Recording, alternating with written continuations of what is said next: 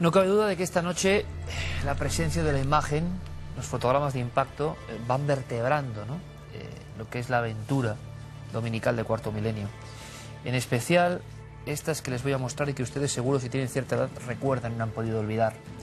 Tampoco pueden olvidar la escena de la niña Omaira, las personas que estaban allí y con lágrimas en los ojos vieron cómo esta muchacha, por desgracia, perdía la vida tras un testimonio, una agonía, un ejemplo de entereza increíble. Poco a poco fue siendo tragada por el agua y el fango del desastre de Armero en Colombia, hace ahora 30 años. Es imposible de olvidar. Yo era un niño y recuerdo en el programa Informe semanal de aquella época el enorme shock que me produjo esa niña, que podía hablar, dar consejos, indicaba y daba tranquilidad a los que estaban alrededor, pero que atrapada por una serie de circunstancias iba siendo tragada poco a poco por esa lengua oscura, ¿no?, que sepultó a un pueblo entero, pero un pueblo de 30.000 almas, un pueblo como una pequeña capital de provincia española. No quedó ni rastro prácticamente, se convirtió en una moderna Pompeya. Y después de 30 años, el misterio, y también, fíjense, y esto es duro y por eso lo dejamos para esta última franja del programa, no solo las apariciones, las voces, la sensación de que en Armero algo continúa flotando, sino el espejo terrible del ser humano, ¿no? Actos heroicos y actos tan diabólicos que no podemos ni imaginar. Armero como ejemplo de lo que somos, Armero como una historia tremenda, que no debe ser olvidada. Nosotros vamos a empezar por el final, al revés. ¿Qué es lo que se ve ahora, dicen, en Armero, 30 años después de aquel día de terror?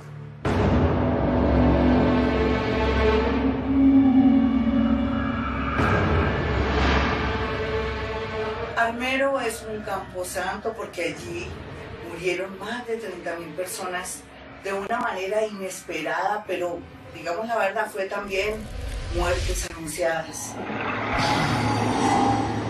donde todos salieron despavoridos y donde bajaba ese lodo caliente que los quemaba, otros buscando la montaña para poder salvarse, los lugares más altos, están todavía allí como si nada.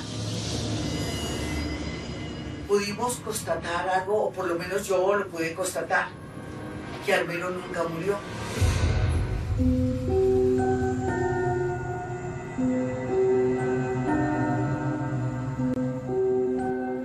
Yo creo que son almas en pena, que se encuentran en el lugar aún. ¿Por qué? Porque pues, a pesar de todo, aquí hubo mucho sufrimiento, ¿sí?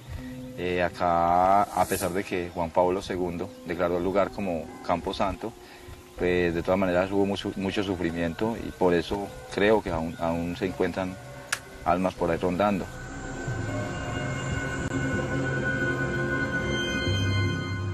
Ha habido historias de personas que dicen haber visto pues gente, ruidos, llanto, particularmente en el hospital, personas que dicen que escuchan tal como si no hubiese sucedido nada, como si todo siguiera igual.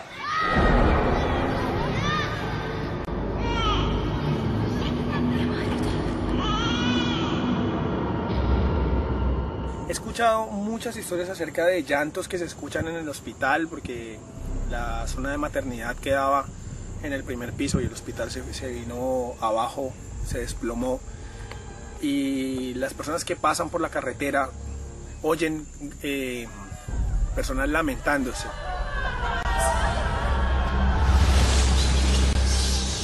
Se puede percibir en el ambiente, se puede percibir en el aire, se puede percibir en todas estas ruinas que es Armero, que aquí hay gente todavía que no ha podido desprenderse, que aquí hay gente todavía que no se ha podido ir. Mi fenómeno fue extraordinario porque lo que yo vi y sentí fue algo que me dejó aterrada. Seguimos, estuvimos en el cementerio, recorrimos las calles. Cuando yo comienzo a ver que una romería de personas se acercan, yo todo esto se lo describía a Rafael, pero Rafael ni el grupo de personas lo podían de pronto ver, pero sí sentían los ruidos cuando ellos, los muertos, se acercaban a nosotros mirándonos pues con mucha curiosidad. Entonces yo le decía a Rafael, tranquilo, pero aquí hay más de 6, 7 personas, se nos están acercando, nos miran extraño, están como asustados de vernos. Y empezamos a recorrer todo el pueblo, entramos al hospital, anduvimos por las calles que todavía quedan paradas, donde quedaban los barrios, y en medio de eso, de todo el matorral, apareció una persona que estaba barriendo. Él simplemente estaba parado barriendo en la mitad de la nada, en una calle desértica, estaba barriendo absolutamente nada. Era más o menos de unos 60 de estatura, estaba un poco jorobado y nosotros al principio lo vimos de espalda.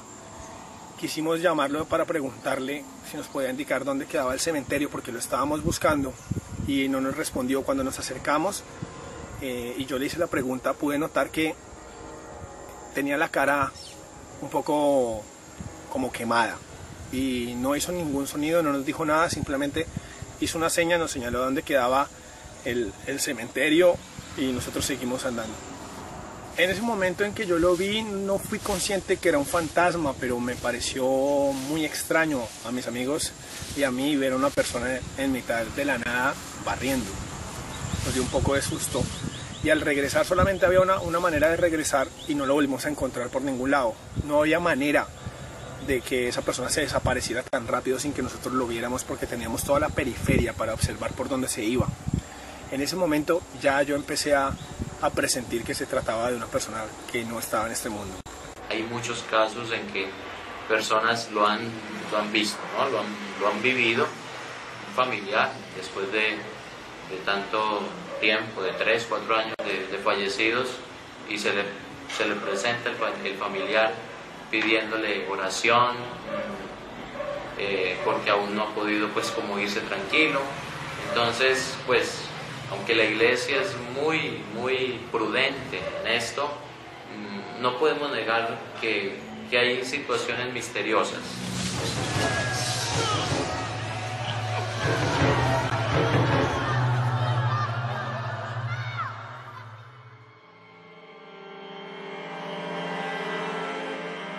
Como decíamos, las imágenes de Armero, los niños, por ejemplo, parecían figuras de Pompeya en el siglo I a.C., pero eso estaba pasando hace 30 años, noviembre de 1985.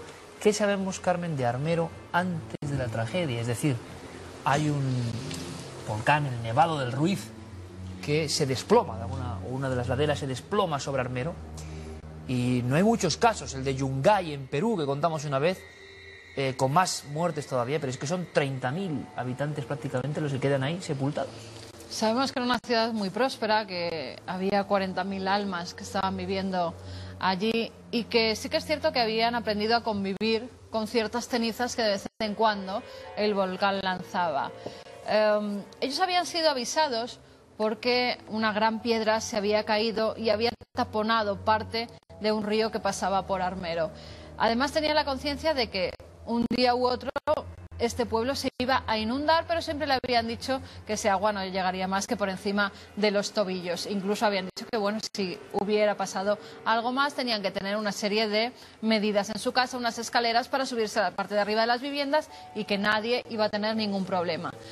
Lo que no esperaban, o sí esperaban, y no se hizo todo lo necesario para evacuar a toda esta gente, es que el Nevado del Ruiz de repente entrara en erupción y arrasara por completo 30.000 almas de las 40.000 que poblaban Armero.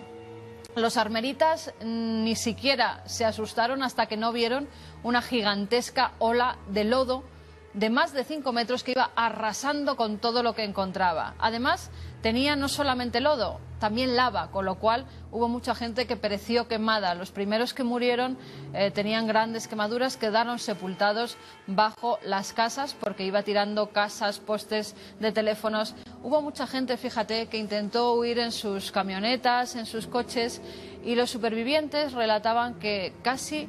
eso decían ellos, casi murió más gente atropellada por los vehículos de la gente que en un último intentaba escapar, ¿no? Intentaba estar con su familia. Se veían escenas terroríficas en esas huidas, madres que lanzaban literalmente a los niños por encima de las camionetas para ver si caían dentro de ellas, y esa gran ola no se los llevaba y no morían con ellos en los brazos. O sea, unas escenas terribles, Deja tremendas. un poco ese libro, porque como siempre te has documentado, por ejemplo, con obras que, claro, es que la portada ya, ¿no? Armero, un luto permanente. Esto en Colombia es una especie de terrible estigma, ¿no? De recuerdo, figuras como de lava recuperadas, y que nos muestra además, lo decía antes, la naturaleza humana. Ya no solo el misterio, sino las caras de la naturaleza humana, que parece que en las grandes tragedias tan repentinas se expresan de una forma especial. Había, bueno, dos cosas. Una, como una maldición, esto es muy curioso, rondando, decían las lenguas buenas o malas, no lo sé, sobre Armero. Y también había otra cosa que me ha impresionado muchísimo. Carlos Largo, compañero, buenas noches. Buenas noches, Iker. Se habla en los principales portales y diarios de papel de la prensa colombiana de que hubo una especie de profeta. No le hicieron caso y él estaba hablando de que el Nevado del Ruiz iba a cubrir con su manto negro aquella importantísima población. Así es, se trata de la historia de Fernando Gallego, que era un profesor de filosofía que se dedicó a investigar durante los años 70 y a recoger casi durante 15 años muestras del propio volcán y a medir la temperatura. En el año 84 ya él daba conferencias sobre esta posible explosión del volcán y que iba a ser inminente porque se había aumentado 1 grado la temperatura del volcán. Nadie le hizo caso. Escribió artículos, los mandó a varios medios de comunicación, varios periódicos, y le tildaron de loco. Así le llamaban, el loco gallego. El loco gallego. Incluso llegó a escribir a su alcalde. Él vivía en una población cercana a Armero y el alcalde le respondió con una carta que él siempre guardó hasta la fecha de su muerte en una carpeta verde, así lo dicen, que iba paseando los días posteriores, diciendo que por favor cesara esas conferencias porque nada más que hacía alertar a la población. Y como decimos, nadie le hizo caso hasta que llegó la tragedia. Y creo que incluso como veces trágico destino, como es Armero, alguna de las publicaciones sale a posteriori de la tragedia, ¿no? O sea, un hombre convencido, claro, porque era el único que estaba estudiando eso, de que eso podía pasar, nadie le hace ni caso, y hoy, 30 años después, lo conocemos como el profeta de Armero. Hasta tal punto, fíjate, Iker, que hay una escena que cuentan algunos de los supervivientes en la que este hombre intentando salvar a algunos de sus vecinos porque veían... La tarde de ese día, de ese 13 de noviembre de 1985, fue tremenda en Armero porque una capa de ceniza empezaba a cubrir todos los tejados, los coches, y este hombre cuando ya vio venir la tragedia... antesala. Totalmente. El agua empezaba a salir roja, sulfúrica. Decían que algo estaba a punto de pasar, pero... Toda la población, desde los sacerdotes hasta los alcaldes, decía que calma, que allí no iba a pasar absolutamente nada. Es una buena historia también de las eternas llamadas a la calma para que no pase nada y lo que pasa y luego es peor. Lo que pasa. Incluso desde la radio se decía que estaba todo controlado, que no había ningún problema, que permanecieran en sus casas, que se pusieran unos paños encima de la boca, de la nariz, y que así respirarían mejor. Eran simplemente gases que estaba emitiendo el volcán, pero que no tenían ningún peligro. Pues fíjate, este hombre, el loco al que llamaban, intentó, en una escena que es casi como de película, se vistió de harapiento, se vistió de mendigo, y para que no le conocieran, empezó a decir a la gente que se fueran, que recogieran a sus familias y se fueran, para que no lo conocieran precisamente porque le habían dicho, oiga, no le hagan ni caso a este loco porque está diciendo que el volcán va a explotar. Y así pudo salvar a algunas de las familias hasta que le reconoció a alguien y entonces ya no pudo hacer otra cosa que irse. Brutal. Claro, yo lo venía hablando con Carmen, digo, el tema de Armero, pero porque es muy crudo y muy duro, daba para un documental, para un amplio documental, ¿no? Pero claro, es tremendo. Había una, aunque sea brevemente, porque había una maldición, has mencionado a la Iglesia, hemos visto miembros de la Iglesia, había, aunque sea como leyenda o no, pero rondando sobre la historia desde hacía tiempo, como una maldición sobre Armero. Leyenda o no, ellos lo creían firmemente, incluso se oían voces que estaban pereciendo en el lodo diciendo, ya nos lo había dicho el sacerdote que no iba a quedar piedra sobre piedra de Armero. Esto ocurre en 1948, un sacerdote, la política está muy revuelta, las tomas de iglesias eran constantes y en este caso era un sacerdote muy conservador. Aquellos más liberales del pueblo no estaban de acuerdo con cómo estaba tratando a algunos feligreses y lo que hacen es sacarle de la iglesia y en medio de la plaza matarle a machetazos. Delante de todo el mundo, delante de todo el pueblo. Después lo meten en una furgoneta y lo tiran como si fuera un despojo humano cerca del cementerio. A las semanas sus familiares vienen ya a buscar su cuerpo y por fin se lo llevan para enterrarlo. Cerca de este cementerio, luego pasan cosas que vamos a contar. Al lado de este cementerio. Y justamente antes de que le claven el machetazo mortal es cuando dice que una maldición va a caer sobre ese pueblo y que no quedará piedra sobre piedra. Y la gente se acordaba de la matanza del cura delante de todo Sí, el mundo. porque desde entonces los armeritas eran conocidos como los matacuras. Los matacuras. Además que durante muchos años el obispo de Ibagué prohibió celebrar ceremonias religiosas en Armero. Por la fama. Por la fama, y eso también motivó esta leyenda o no de la maldición de Armero. Pero hay una colada de lava y de barro, como en Pompeya, como el Etna. Etna famoso por todos los tiempos, ¿no? Aquí es otra cosa más humilde, pero más terrible. El Nevado del Ruiz. Y cae, y empieza una cosa que es impresionante. Ya no solo el misterio que ustedes han visto ya, es que aquí casi la tragedia real es más fuerte que el misterio, aunque lo haya. Es increíble cómo mucha gente da su vida por salvar a otros. Es increíble cómo muchos mueren salvando personas. Es alucinante cómo en una misma familia, alimentados con lo mismo y mentalmente con algo muy parecido, me imagino, unos hacen todo lo posible por ser héroes y otros se convierten en villanos. Ya verán ustedes cuando sepan lo que es los palancheros. Pero es que empieza una historia terrible que llega hasta hoy, Carlos, compañero, que es los niños perdidos de Armero. O sea, si hay pocos elementos en esta historia, los niños perdidos de Armero, ¿quiénes son? Pues son, como en nuestro país, desgraciadamente, niños que no se sabe dónde están. Después de la tragedia, sus madres fueron a buscarles y desaparecieron.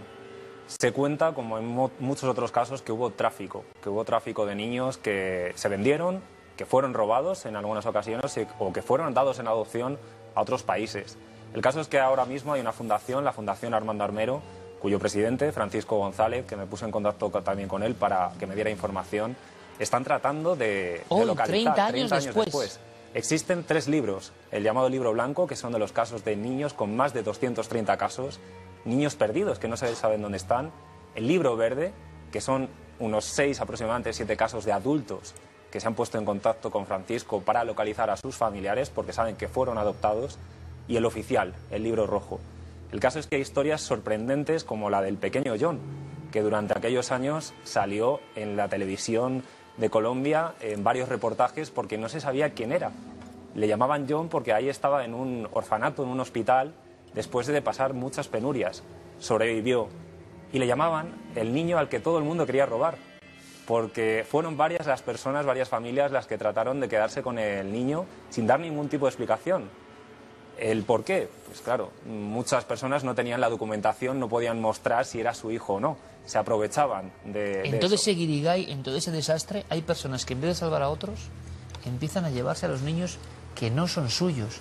Y en este alucine, son 30 años, no es tanto tiempo, en este alucine, por desgracia trágico, que es lo más importante, 30.000 almas, considerado camposanto por Juan Pablo II, como es Yungay, ¿no? Lugares donde era ciudad y es cementerio. Vaya historia.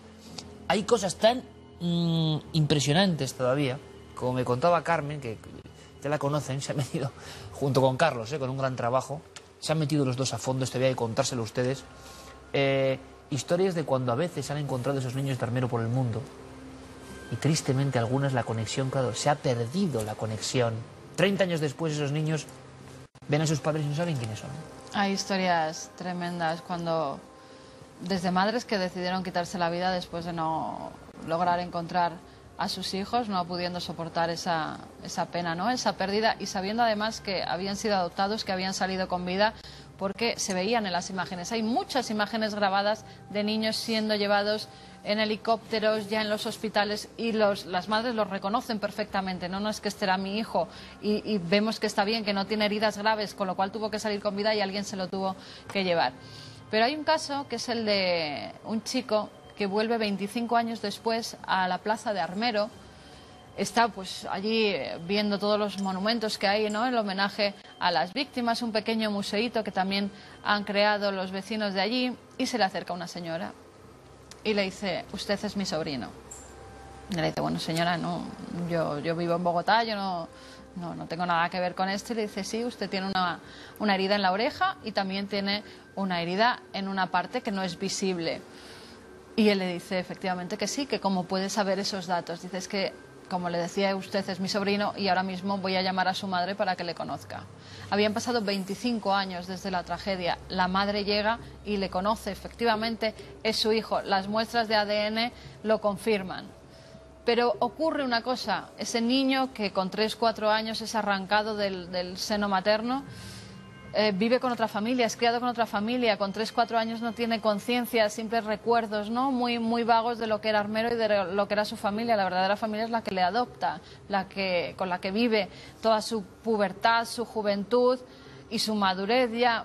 Y cuando la madre intenta verle en varias ocasiones, dice que le ve 2 o 3 veces al año como mucho, hay una frase terrible que dice en uno de los escritos esta madre, y es que su hijo quedó enterrado en el lodo de Armero, que ese ya no es su hijo, no le siente como tal, ha sido arrancado de su corazón hasta tal punto, ¿no? Es brutal, hay historias brutales. ¿Quiénes eran los balancheros? Pues los balancheros, como en todas las tragedias, hay héroes y villanos. Y en esta también los balancheros eran aquellas personas que cuando ocurrió la tragedia, a la mañana siguiente, en vez de ayudar, como todo el mundo intentaba, a los supervivientes e incluso recoger los muertos para ponerlos a un lado, intentar identificarlos, lo que hacían era robar a los moribundos, aquellos que se estaban ahogando todavía en el lodo. En vez de rescatarlos, pues quitaban sus anillos, sus pertenencias, incluso, fíjate lo macabro de la historia, hasta las prótesis dentales que tenían algunos de ellos para luego venderlo todo en el mercado de segunda mano. No solo eso, sino que por las noches se veían grandes focos.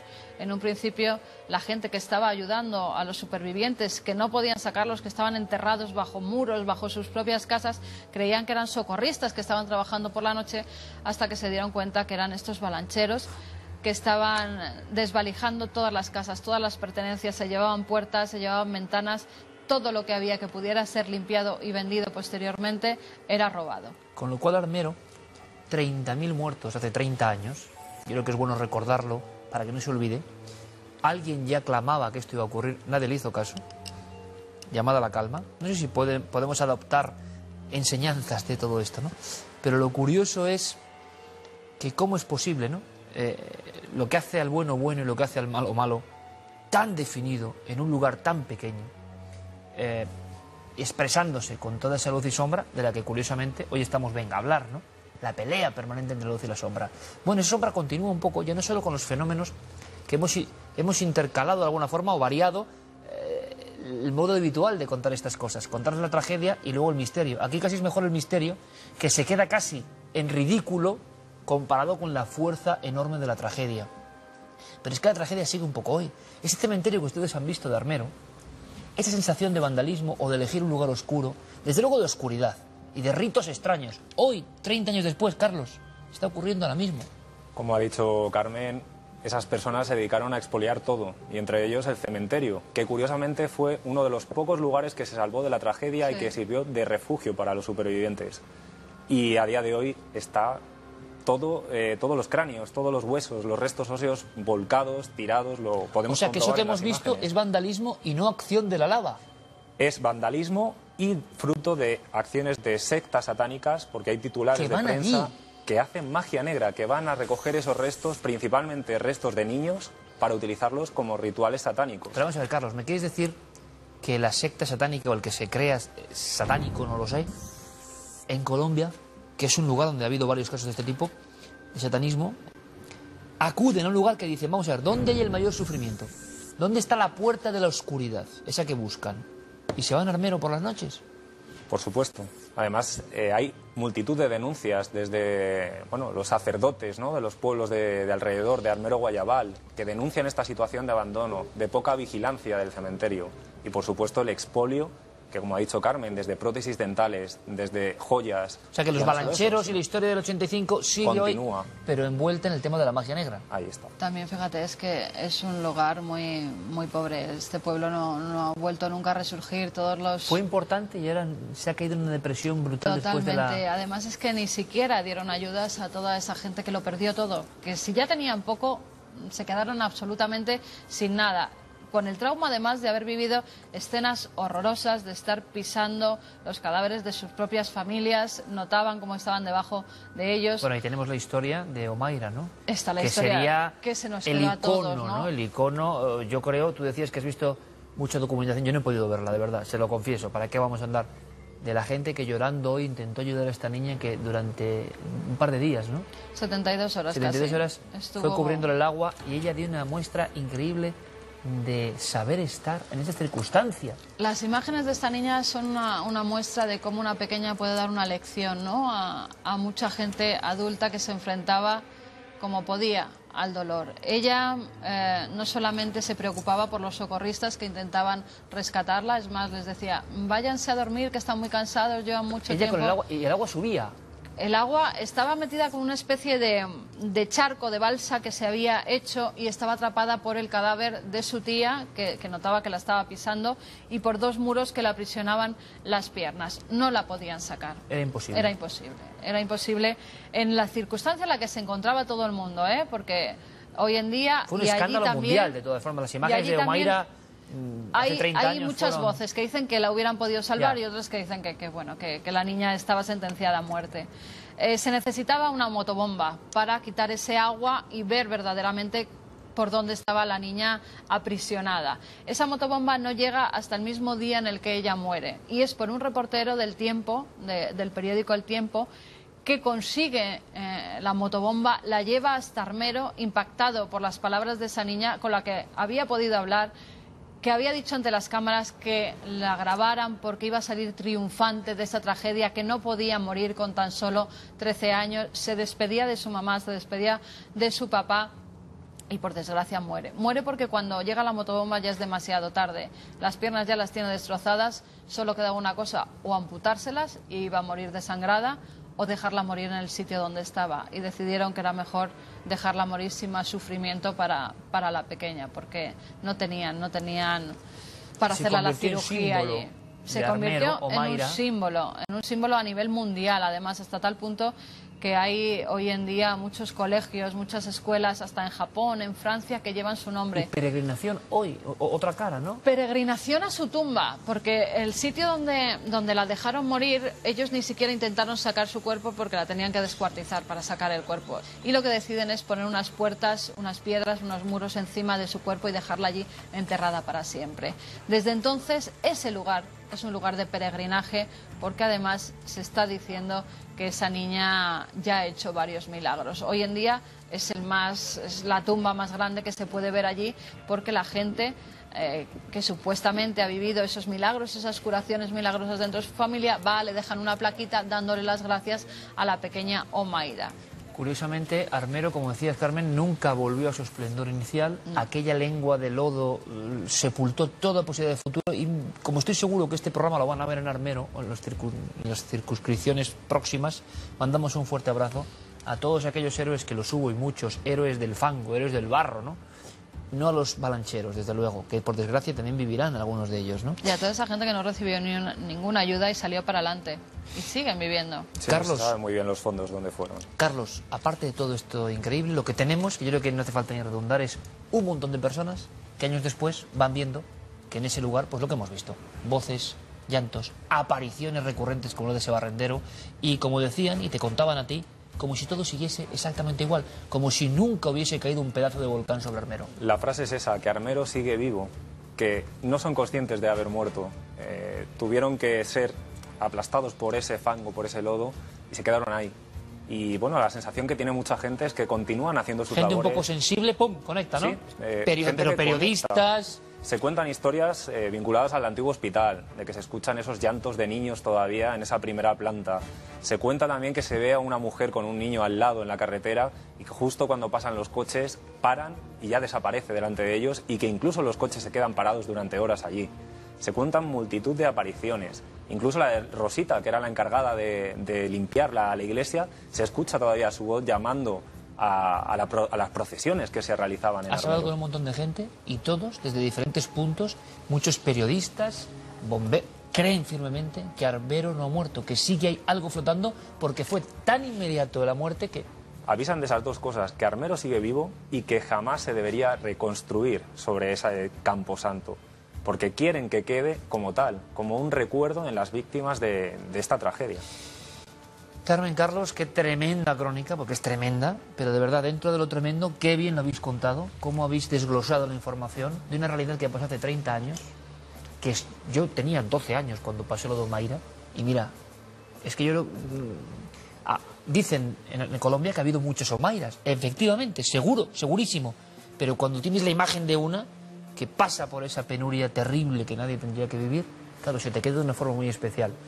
Muchas personas a través de la red y demás sabrán de esa niña mártir, entre comillas, de la naturaleza, del desastre, y se habrán preguntado qué hay detrás. Pues fíjense qué historia hay detrás. La de un pueblo que seguramente ya no aparecerá nunca en ningún mapa, ¿no? Que tuvo su historia interrumpida hace 30 años. Armero, tragedia y misterio. Fíjate, y luz también, Iker, porque dentro de la tragedia hubo apariciones de seres luminosos, de lo que ellos creían que eran ángeles. 2 niños, una niña y un niño, que cuando todos estaban bañados por ese lodo, por ese barro negro que dejó a todos convertidos en estatuas de barro, vieron a 2 seres como angelicales que les indicaban el camino de por dónde podían salir, y se salvó mucha gente. Dirección al cementerio. Las tumbas fueron el salvoconducto en aquella terrible tarde. Impresionante, de verdad. Un tema que en España creo que desde hace 30 años no se ha tocado nunca. Gracias, Carlos, como siempre. A vosotros, muchas gracias. Y ahora nos vamos con fotos. Vamos a cambiar porque este tema es tremendo, pero es historia del misterio, de la tragedia y el misterio. Vamos con fotos.